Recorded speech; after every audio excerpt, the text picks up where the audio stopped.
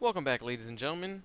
This is Chris, and we're going to do another faction overview for Total War Rome 2. We're going to be looking at Epirus. I call it Epirus because I've heard Professor say it, but even the game is saying Epirus, so I don't know what exactly to call it. We're just going to flow with either one, whatever comes out. But they start out with two provinces here in what is basically central Greece.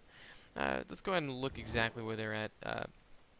They are located here in this light brown. Macedonia to the top. You got Rome to their west across the ocean. You got Sparta and Athens to their south. If you look at this, they're already at war with Sparta. Not exactly the person you want to be at war with, but then Epirus at this point in time has already been making large gains in its military. It's actually known for Pyrrhic. He is the person leading Epirus at this time. He is a crazy good general, somebody that even Hannibal said would be considered equal or just below equal to Alexander of Macedon. So that's pretty big praise considering that what Hannibal pulled off in the Alps. So looking back down, we're going to go ahead and check out exactly what Epirus has special about it. They are one of the Greek city-states, so again, they get plus 10% melee defense when all units are fighting in owned or allied territory, and plus 2 cultural conversion for being Greek. Now Epirus himself has public order bonus of plus 4 from presence of Hellenistic culture. They also have plus 10 wealth from minor settlements, so basically all of, so if you have a province with 4 regions, then 3 of those 4 regions are going to be considered minor settlements, and those are going to be giving you bonus wealth, not the major city center like for most factions. Now, Hellenistic mistrust, major diplomatic penalties when dealing with other Hellenistic factions. Totally understandable considering that they basically want to subjugate all of them immediately. Now, looking specifically again, let's go and look at this. Is actually Pyrrhic himself. And what's really cool is, so he doesn't start out in cavalry, which I thought was kind of surprising, but that being said, you do start out with some mercenary African elephants.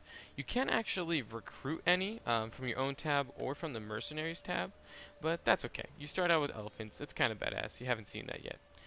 So you can recruit levy pikemen, some hoplites, some more militia hoplites, slingers, and javelinmen. So again, a good assortment of infantry units that you can actually choose from in the beginning. Obviously, hoplites and levy pikemen are probably going to make up the baseline of your infantry. Militia hoplites, maybe if you start getting a little bit more on the broke side.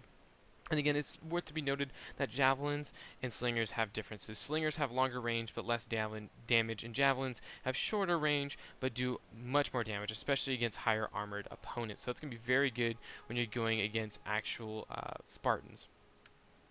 Now let's go and look at the objectives here. So the objectives, you only have 3, which is, again, there's only a couple of factions that have 3.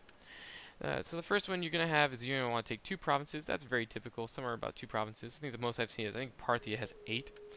But you want to establish trade relations with the following faction of Macedonia, and then they want you to basically subjugate Sparta. Now those are just your small ones. They want you to be cool with Macedonia, but as we know, chances are that's going to be pretty hard to do. So military victory here, hold 140 settlements, 140 units, and 40 naval units. So that's 180 units in total. Now for economic victory, you have to hold 90 settlements, and it looks like you basically have the typical, except for you have to hold 70 military units, and you don't have to worry about having a certain amount in your treasury.